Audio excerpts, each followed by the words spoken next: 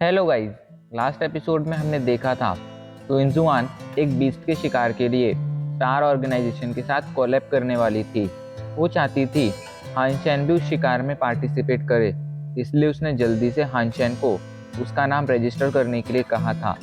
अपना नाम रजिस्टर करने के लिए उसने हानशेन को यांगली के पास भेजा था, लेकिन जब हानशेन यांगली से जाके मिलता है तो वो चौंक जाता है, क्योंकि यांगली उस पर पहले से ही भड़की हुई लग रही थी, जो उसके 10 सेकंड लेट आने पर भी उसे ताने मारने लगती है। अब आगे हानशेन यांगली को समझाते हुए कहता है, मैं क्विंजुआन से ज़रूरी बात कर रहा था, इसलिए मुझे लेट हो गया था। लेकिन यांगली को यही लगता है कि वो बस बहाने बना रहा है, इसलिए हानशेन से ज़्यादा कुछ कहे बिना वो अपने पास से एक फॉर्म निकालती है और हानशेन को फॉर्म भरने के लिए दे देती है। हानशेन वो फॉर्म भरकर उसे वापस कर देता है। यांगली उसे घूरते हुए कहती है, कल सुबह तुम्हें गॉड शूटिंग ग्रुप के कैंप पर आना है, वो भी 6 बजे। और हाँ, मुझे लेट होने वाले लोग बिल्कुल पसंद नहीं हैं। यांगली हानशेन को इंस्ट्रक्शंस दे ही रही थी, तभी अचानक से उसके पास एक लड़की का कॉल आता है। ये लड़की कोई और नहीं क्विंजुआन थी। क्विंजुआन कहती है, यांगली तुम जल्दी से मेरे पास आओ, और हाँ, हानशेन को भी अपने साथ लेकर आना। इस पर यांगली और हानशेन क्विंजुआन से मिलने चले जाते हैं। वो तीनों अभी के लिए कमरे में थे और उनके सामने एक स्क्रीन थी जिस पर एक वीडियो प्ले हो रहा था। हानशेन जब उस वीडियो को देखता है तो उसकी आंखें खुली की खुली रह जाती हैं, क्योंकि ये वीडियो उसी का था। उसने कॉइन बनकर जो रोका प्लेनेट पर टेस्ट दिया था, ये उसी टेस्ट का वीडियो था, और अभी के लिए ये पूरा वीडियो पूरे इंटरनेट पर वायरल हो गया था। क्विंजुआन यांगली से पूछती है, यांगली आखिर इस लड़के के बारे में तुम्हें क्या लगता है? तो इस पर यांगली कॉइन को देखते हुए कहती है, मेरे हिसाब से ये कॉइन सच में काफ़ी ज़्यादा पावरफुल है। इसकी स्किल्स एक्स्ट्रा ऑर्डिनरी हैं, जिनकी टक्कर किसी से भी नहीं की जा सकती है। इस पर क्विंजुआन भी हामी में अपना सिर हिला देती है, जिसके बाद वो कहती है, और मैं चाहती हूँ कि ये कॉइन हमारे ग्रुप को ज्वाइन करे, इसलिए तुम्हें पूरी कोशिश करनी है इसे हमारे ग्रुप को ज्वाइन कराने की। तो इस पर यांगली कहती है, पर मैं तो ये भी नहीं जानती हूँ कि आखिर ये कॉइन है कौन, तो मैं आखिर ऐसा कैसे कर सकती हूँ, और अगर मैं इसे कोई ऑफ़र देते भी हूँ तो क्या चांसेस हैं कि वो मेरे ऑफ़र मानेगा। इस पर क्विंजुआन के चेहरे पर अजीब सी मुस्कान आ जाती है और वो कहती है, अगर वो ना माने तो तुम अपनी ब्यूटी में फंसाकर उसे किसी न किसी तरह हमारे ग्रुप को ज्वाइन कर कर मना लेना। वहीं हानशेन जो ये सब सुन रहा था, उसकी तो सांसें अटक गई थी। माना कि ये दोनों लड़की दिखने में काफ़ी अच्छी थी, लेकिन हानशेन इनसे काफ़ी ज़्यादा डरता था, क्योंकि दोनों की दोनों बहुत ज़्यादा खतरनाक थी। ऐसे में यांगली के मोहपाश में फंसकर हानशेन मतलब कॉइन कभी बिल्कुल भी इस ग्रुप को ज्वाइन करने वाला नहीं था। और अभी के लिए अगर कॉइन इस ग्रुप को ज्वाइन कर लेता तो हानशेन नहीं कर पाता, और अब हानशेन ने कर लिया था तो कॉइन नहीं कर सकता था, क्योंकि हानशेन नहीं चाहता था कि पूरी दुनिया में अभी के लिए किसी को पता चले कि कॉइन और हानशेन दोनों एक ही हैं। और अभी के लिए अच्छी बात यह भी थी कि अभी के लिए कोई ये जानता भी नहीं था हानशेन के सिवाय। हानशेन अभी के लिए गहरी सांसें लेता है, जिसके बाद वो अपने कमरे में आ जाता है। अभी के लिए उसके कमरे में जो कॉपर टूथ बीस्ट था, वो लगभग पूरी तरह से स्केयर्ड ब्लड रैंक का बीस्ट बनने ही वाला था। अब बस उसे कुछ और दिन लगने वाले थे, जिसके बाद हानशेन को और ज़्यादा स्केयर्ड ब्लड जीन पॉइंट्स मिलने वाले थे। अगले दिन सुबह हानशेन गॉड शूटिंग ग्रुप के कैंप पर आता है। वहाँ पर कुछ लोग अभी के लिए ट्रेनिंग कर रहे थे। हानशेन उन सभी को ध्यान से देखने लगता है। उनमें उसे एक जाना पहचाना चेहरा दिखाई पड़ता है। ये कोई और नहीं बल्कि शू शाओ था, जिसे हानशेन ने कॉइन बनकर गेल मेंटिस बेचे थे। वो जल्दी से शू शाओ के पास जाता है और कहता है, शू शाओ, आखिर तुम भी गॉड शूटिंग ग्रुप का हिस्सा हो? तो इस पर शू शाओ पीछे मुड़कर उसे देखता है और चौंक कर कहता है, हानशेन, आखिर तुम मुझे कैसे जानते हो? और ये सुनकर हानशेन को याद आता है कि वो शू शाओ से हानशेन बनकर नहीं बल्कि कॉइन बनकर मिला था। ऐसे में शू शाओ उसे नहीं बल्कि कॉइन को जानता था। इसलिए हानशेन जल्दी से बहाने बनाते हुए कहता है, अरे भाई शू शाओ, भला तुम्हें कौन नहीं जानता है? अरे तुम ही तो वो पहले इंसान थे जिसने कॉइन को देखा था, और जिसने कॉइन को उसका नाम दिया है। इस पर शूशाओ शेखी मारते हुए कहता है, अच्छा तो तुम मुझे इस तरह जानते हो। हाँ बिल्कुल, कॉइन को ही मैंने ये नाम दिया है और कॉइन और मैं काफ़ी अच्छे दोस्त हैं। हम दोनों लगभग बेस्ट फ्रेंड हैं। आज मेरी वजह से कॉइन इतना ज़्यादा पॉपुलर है। इधर शूशाओ को अपनी बातों में फंसता देख हानशेन राहत की सांस लेता है। जिसके बाद शूशाओ उससे पूछता है, आखिर तुमने गॉड शूटिंग ग्रुप क्यों ज्वाइन किया? आखिर क्या तुम्हें पता नहीं है कि यहाँ की ट्रेनिंग कितनी ज़्यादा खतरनाक है? तो इस पर हानशेन मुस्कुराते हुए कहता है, हाँ मैं जानता हूँ ट्रेनिंग खतरनाक है, लेकिन मैंने अभी के लिए एक आर्चर के रूप में ग्रुप ज्वाइन किया है। ऐसे में मुझे नहीं लगता है कि मेरी जान पर कोई खतरा आएगा। चू शाओ भी मुस्कुराने लगता है। वो जल्दी से हानशेन के पास आता है और उससे फुसफुसाते हुए कहता है, हानशेन भले ही तुमने ग्रुप ज्वाइन कर लिया है, लेकिन यांगली से सावधान रहना। वो एक बहुत ही खतरनाक लड़की है। उसे दूसरों को चोट पहुंचाने में बहुत मज़ा आता है। फ्यूचर में वो तुम्हें परेशान करने की काफ़ी सारी कोशिशें कर सकती है। इस पर हानशेन उसकी बातें गौर से सुनने लगता है और थोड़ी देर तक बातें सुनने के बाद कहता है, मैं उससे कल ही मिला था और मुझे पहली मुलाकात में ये बात समझ आ गई थी। वो दोनों अभी बातें कर ही रहे थे, तभी पीछे से एक आवाज़ आती है, आखिर तुम दोनों मेरे बारे में ऐसी बातें कर रहे हो? ये सुनकर वो लोग जल्दी से पीछे मुड़कर देखते हैं। पीछे कोई और नहीं, यांगली खड़ी हुई थी, जो अपनी गुस्से से लाल आंखों से उन दोनों को घूर रही थी। सुशाव जल्दी से बात पलटते हुए कहता है, अरे यांगली, वो तो हम तुम्हारी तारीफ कर रहे थे। लेकिन यांगली चू शाओ की बातों पर बिल्कुल भी ध्यान नहीं देती है और उन दोनों को सजा देती है। उसने इन दोनों को 1000 तीर शूट करने की सजा दी थी, वो भी 7 लेवल के बो से। मतलब उन दोनों को अभी के लिए लेवल 7 के बो से 1000 तीर शूट करने थे। लेवल 7 के बो की स्ट्रिंग खींचने के लिए ही किसी की स्ट्रेंथ लेवल 7 की होनी चाहिए और अभी के लिए तो उन्हें 1000 तीर शूट करने थे। ऐसे में ये सुनकर चू शाओ की हालत खराब हो गई थी। लेकिन हानशेन अभी के लिए यांगली से उसे माफ़ करने की कोई रिक्वेस्ट नहीं करता है और शू शाओ के साथ शूटिंग एरिया में आ जाता है। जिसके बाद वो शू शाओ से कहता है, उससे रिक्वेस्ट करने का कोई फ़ायदा नहीं है, वो अपना मन नहीं बदलेगी। इसलिए अच्छा यही होगा कि हम अपनी पनिशमेंट कंप्लीट करना शुरू कर दें। इस पर शू शाओ उसे समझाते हुए कहता है, भाई हमें थोड़े तीर शूट करने की सज़ा नहीं दी है, हमें लगभग 1000 तीर शूट करने हैं। ये कोई आसान बात नहीं होने वाली है। तो हानशेन मुस्कुराते हुए कहता है, अगर हम कोशिश करेंगे तो ज़रूर कामयाब होंगे, हमें बस कोशिश करने की ज़रूरत है। लेकिन शू शाओ ये अच्छी तरह से जानता था कि उसके लिए बिल्कुल भी आसान नहीं होने वाला था। वो लोग फिर भी अपना काम शुरू कर देते हैं। एक के बाद एक वो लोग एरो शूट करना शुरू कर देते हैं। अभी वो अपनी सज़ा कंप्लीट कर ही रहे थे, तभी वहाँ से कुछ लोग गुजरते हैं जो उन दोनों को देखकर हंसने लगते हैं और उनमें से एक हंसते हुए शूशाओ से कहता है, कल हमारा ग्रुप एक स्केर्ड ब्लड रैंक के बीस्ट के शिकार पर जाने वाला है और तुम दोनों से ज्वाइन नहीं कर पाओगे क्योंकि तुम्हारे 2-3 दिन तो इसी सज़ा को कंप्लीट करने में ही निकल जाएंगे। वो लोग अभी बातें कर ही रहे थे, तभी वहाँ पर गॉड शूटिंग ग्रुप का को लीडर टाओ आ जाता है। टाओ को वहाँ देखकर सभी लोग वहाँ से चले जाते हैं। वहीं टाओ को वहाँ देखकर शूशाओ टाओ के पास आता है और उसे कुछ पैसे देते हुए कहता है, लीडर टाओ प्लीज़ हमारी सज़ा माफ़ करने में हमारी मदद कीजिए ना, और प्लीज़ मेरी आपसे रिक्वेस्ट है, कल के शिकार पर हमें भी ले जाइए ना। इस पर लीडर टाओ उसे गुस्से में कहता है, आखिर तुमने मुझे समझ क्या रखा है? क्या तुम्हें सच में लगता है तुम रिश्वत देकर मुझे खरीद सकते हो? इस पर शूशाओ समझ जाता है कि लीडर टाओ अब नहीं मानने वाला है और वो पीछे हट जाता है। इधर जब वो हानशेन के पास आता है तो हानशेन पूछता है, क्या गॉड शूटिंग ग्रुप के रूल्स बहुत ज़्यादा स्ट्रिक्ट हैं? तो इस पर शूशाओ दांत भींचते हुए कहता है, काहे की स्ट्रिक्ट, कुछ भी स्ट्रिक्ट नहीं है।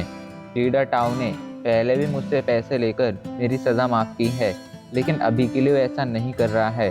शायद वो तुमसे किसी बात से चिढ़ा है। मेरे हिसाब से हानशेन तुम्हें फ्यूचर के लिए सावधान रहना चाहिए। लीडर टाओ यांगली को काफ़ी पसंद करता है और यांगली तुमसे नाराज़ है, इसलिए शायद लीडर टाओ भी तुमसे नाराज़ है और तुम्हें सज़ा देना चाहता है। शूशाओ की बातें सुनकर हानशेन मन ही मन कहता है, मैंने इस आदमी का कुछ बिगाड़ा नहीं है, फिर भी ये मुझसे दुश्मनी ले रहा है। अगर पानी सिर से ऊपर गया तो मैं इस आदमी को इसकी जगह ज़रूर दिखाऊंगा। हानशेन कोई 2 साल का बच्चा नहीं था और ना ही वो पहले वाला हानशेन था जिसके पास कोई खास पावर नहीं थी। अब वो बदल चुका था। अगर अब कोई उसे जानबूझकर परेशान करेगा तो हानशेन भी उसे उसकी जगह दिखाने से पहले एक पल के लिए नहीं सोचेगा। हानशेन एक के बाद एक एरो शूट करना शुरू कर देता है। वो कंटिन्यूस एरो शूट करते जा रहा था, बीच में एक भी ब्रेक नहीं ले रहा था क्योंकि उसे पता था उसके पास लिमिटेड टाइम है।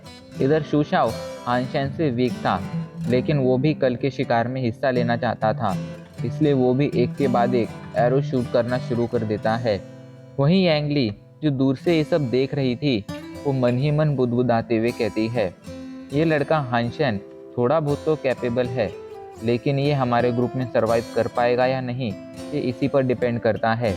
अभी के लिए वो हानशेन से थोड़ी इम्प्रेस ज़रूर हो गई थी, लेकिन उसके मन में हानशेन के लिए जो ख्याल थे वो बिल्कुल नहीं बदले थे। उसे अभी भी यही लगता था कि हानशेन किसी काम का नहीं है। यांगली कुछ और देर तक वहाँ पर रुकती है, जिसके बाद वो वहाँ से चली जाती है। इधर हानशेन और शूशाओ लगातार एरो शूट करते रहते हैं और फाइनली 4 से 5 घंटों की मेहनत के बाद उन्होंने अपना टास्क कंप्लीट कर लिया था। उनकी पनिशमेंट कंप्लीट हो चुकी थी और दोनों ही अभी के लिए गहरी गहरी सांसें ले रहे थे, क्योंकि ये पनिशमेंट कंप्लीट करने के चक्कर में दोनों की ही हालत काफ़ी ज़्यादा ख़राब हो गई थी। हानशेन तो फिर भी ठीक था क्योंकि उसकी स्ट्रेंथ 9.1 की थी, लेकिन शूशाओ उसका तो पूछो ही मत, उस पर अब ठीक से उठा भी नहीं जा रहा था। वो ज़मीन पर बैठकर गहरी गहरी सांसें ले रहा था। हानशेन उससे कहता है, तुम्हें जाकर अभी के लिए अपने बॉडी पर कुछ मेडिसिन लगानी चाहिए, जिसके बाद तुम्हें आराम मिल सकता है। खैर अभी के लिए ये टॉपिक छोड़ो, मुझे तुम ये बताओ, क्या तुम्हें पता है हम कल किस स्केयर्ड ब्लड रैंक के बीस्ट का शिकार करने जाने वाले हैं? तो इस पर शूशाओ उसे बताता है, हाँ मैंने इसके बारे में जानकारी निकाली है। मैंने यांगली की असिस्टेंट को कुछ पैसे देकर उससे पूछा था, तब उसने मुझे बताया था कल हम एक उड़ने वाले स्केयर्ड ब्लड रैंक के बीस्ट का शिकार करने जाएंगे। उस बीस्ट का शिकार करने के लिए चैंटियान को आर्चर्स की ज़रूरत है और उसके ग्रुप में अभी के लिए ना के बराबर आर्चर्स हैं, इसलिए उसने क्वीन जुआन की मदद मांगी थी, मतलब हमारे ग्रुप की मदद मांगी थी। इस पर हानशेन सोच में पड़ जाता है। वो वहाँ से रोका प्लैनेट लौट आता है। वो अभी के लिए यही सोच रहा था कि आखिर वो किस तरह कल के शिकार में एक बीस्ट सोल हासिल करने का मौका पा सकता है। उसके पास कल के शिकार में एक बीस्ट सोल पाने का मौका था, लेकिन उसके लिए उसे उस बीस्ट पर आखिरी वार करना होगा। लेकिन आखिरी वार करने के लिए उसके पास इतना पावरफुल वेपन तो होना चाहिए जो उस बीस्ट को कोई चोट पहुंचा सके। इसी चक्कर में वह अभी के लिए एक पावरफुल एरो ढूंढने लगता है। काफ़ी ढूंढने के बाद भी उसे कोई अच्छा एरो नहीं मिलता है। उसने डिसाइड किया था कि वो अभी के लिए जेड स्टील से बना हुआ कोई एरो ढूंढेगा, क्योंकि जेड स्टील स्टील से भी ज़्यादा पावरफुल और हल्का होता था और उसकी टफनेस का तो पूछो ही मत, उसकी टफनेस स्टील से कई गुना ज़्यादा होती थी। ऐसे में जेड स्टील का अगर एक छोटा सा पोर्शन भी किसी और अलॉय के साथ मिक्स कर दिया जाए तो उस वेपन की पावर काफ़ी ज़्यादा बढ़ जाती थी। इसलिए अभी के लिए वो एक जेड स्टील से बना हुआ एरो ढूंढ रहा था। वो निराश हो चुका था क्योंकि अभी के लिए उसके पास जितने पैसे थे उसमें एक जेड स्टील से बना एरो खरीदना बहुत मुश्किल होने वाला था। वो हार मानने ही वाला था, लेकिन तभी अचानक से उसे इंटरनेट पर एक एडवर्टाइजमेंट दिखती है जिसमें लिखा था, अगर किसी को जेड स्टील से बना एरो खरीदना है तो वो हमारे पास आ सकता है। इस एरो में जेड स्टील की मात्रा 1.2% है और इस एरो की कीमत 3 लाख रुपए है। अगर कोई इसे खरीदना चाहता है तो नीचे दिए गए नंबर पर कॉल करे। हानशेन उस नंबर को ध्यान से देखता है और उस पर कॉल करता है। जब वो सामने वाले से बात करता है तो उसे समझ में आने लगता है कि सामने वाला इंसान काफ़ी ज़्यादा मिस्टीरियस है। हानशेन उससे कहता है, क्या आप ये एरो होम डिलीवर कर सकते हैं? तो इस पर वो आदमी कहता है, बिल्कुल नहीं, अगर तुम्हें एरो खरीदना है तो मैं जो एड्रेस दे रहा हूँ तुम्हें उसी एड्रेस पर आना होगा। हानशेन के पास और कोई चारा नहीं था, इसलिए वो मान जाता है। उस आदमी ने हानशेन को जो एड्रेस दिया था वो स्मॉल वैली का था। हानशेन स्मॉल वैली आ जाता है और उसे ढूंढने लगता है। फाइनली काफ़ी ढूंढने के बाद उसे वो आदमी मिल जाता है। हानशेन उस आदमी से मिलते ही समझ गया था ये आदमी काफ़ी ज़्यादा रहस्यमयी है। वो आदमी हानशेन को एरो दिखाते हुए कहता है, यही वो एरो है जिसे तुम खरीदना चाहते हो। तो हानशेन उस एरो को टेस्ट करने लगता है क्योंकि वो जानना चाहता था कि कहीं ये आदमी उसके साथ फ्रॉड तो नहीं कर रहा है। लेकिन थोड़ी देर तक अच्छी तरह से टेस्ट करने के बाद हानशेन को समझ आ जाता है कि ये एरो सच में काफ़ी पावरफुल है और सच में इसके अंदर 1.2% जेड स्टील है। इसलिए वो उस आदमी को 3 लाख रुपए दे देता है और उससे वो एरो खरीद लेता है।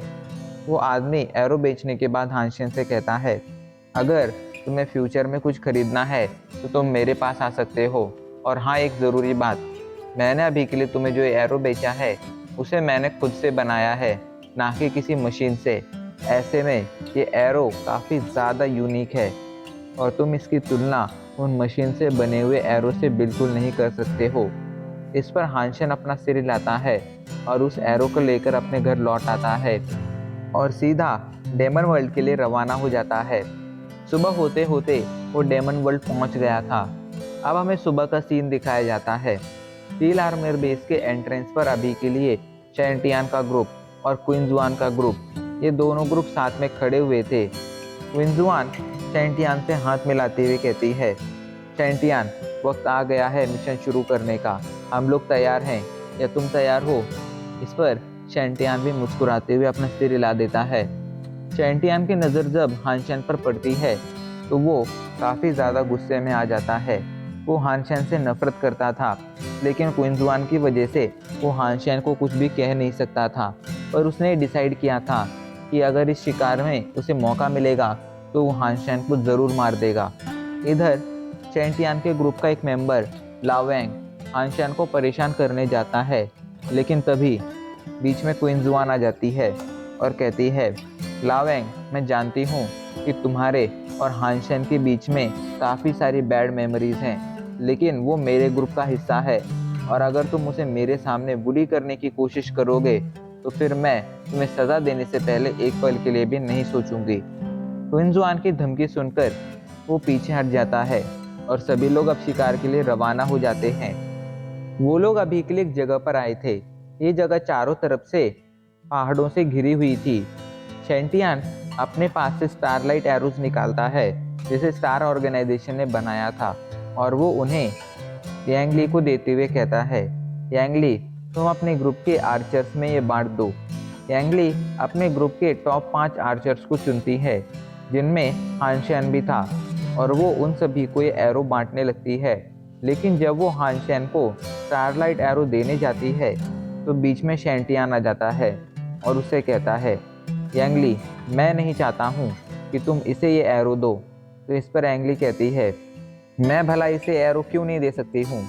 तो इस पर शेंटियान कहता है, ये एरो मैंने तुम लोगों को प्रोवाइड किए हैं, ऐसे में ये मैं ही डिसाइड करूँगा कि आखिर ये एरो किसे देने चाहिए और किसे नहीं। एंड अंत में यांगली को भी शेंटियान की बात माननी पड़ती है।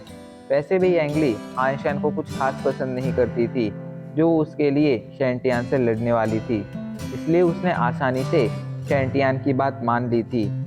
अभी के लिए हानशेन को एक भी स्टारलाइट सीरीज का एरो नहीं मिला था। उसके पास गॉड शूटिंग ग्रुप के वो नॉर्मल एलॉय से बने हुए एरो थे जिनका शायद ही उस स्केयर्ड ब्लड रैंक के बीच पर कोई खास असर होने वाला था।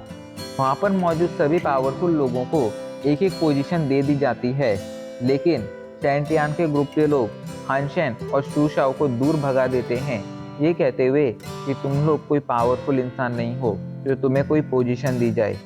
अभी के लिए शूशाओ और हानशेन ने उन लोगों से दूर अपने लिए एक जगह ढूंढ ली थी और वहीं से वो लोग उस स्केयर्ड ब्लड रैंक के बीच के सामने आने का इंतजार कर रहे थे। सभी का इंतजार ज़्यादा देर तक नहीं टिकता है और फाइनली आधे घंटे बाद एक बीस्ट बाहर आ जाता है। बीस्ट देखने में एक पर्पल ड्रैगन जैसा था। बीस्ट के बाहर आते ही सभी लोग उस पर एरो शूट करना शुरू कर देते हैं। एक के बाद एक आर्चर्स उस बीस्ट पर एरो शूट करते जा रहे थे।